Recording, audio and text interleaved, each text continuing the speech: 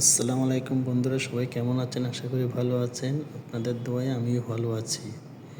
তো নিয়ে আসলাম আরেকটা ভিডিও আপনাদেরকে দেখানোর জন্য। আসলে আজকে চলে আসলাম লালদিঘির পাড় হাঁটার জন্য।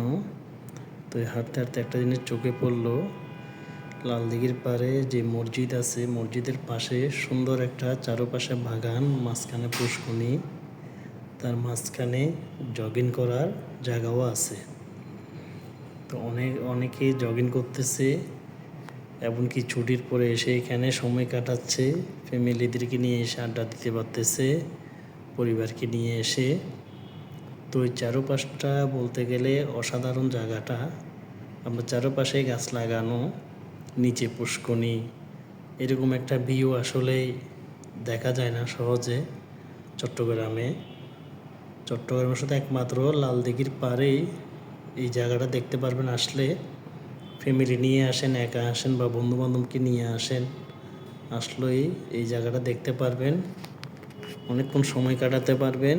এই জায়গাটাতে আসলে আপনার মনটা খুব হয়ে যাবে, শান্তি হয়ে যাবে। আসলে অনেক সুন্দর একটা পরিবেশ এখানে। বিকেলবেলা সবাই ছুটির পরে চলে আসে। আর সবচেয়ে মজার বিষয় হলো, আপনার আশেপাশে যারা বাড়িঘরগুলো আছে তারা তো প্রতিদিনই এখানে আপনার এসে আড্ডা দেয়, বন্ধুবান্ধব নিয়ে, ফ্যামিলিদেরকে নিয়ে, বা জগিং করতে পারতেছে, হাঁটতেছে বাচ্চাদেরকে নিয়ে এসে। চারপাশটা আসলে বলতে গেলে অনেক সুন্দর, অসাধারণ। কারণ আমি হাঁটতেছি, ভিডিও করতেছি আপনাদেরকে দেখানোর জন্য। তো আমার সাথে থাকুন, কে কোত্থেকে দেখতেছেন কমেন্টে জানাবেন। আর আমার ভিডিওটি দেখতে থাকুন, আমি চারপাশটা আপনাদেরকে দেখাচ্ছি।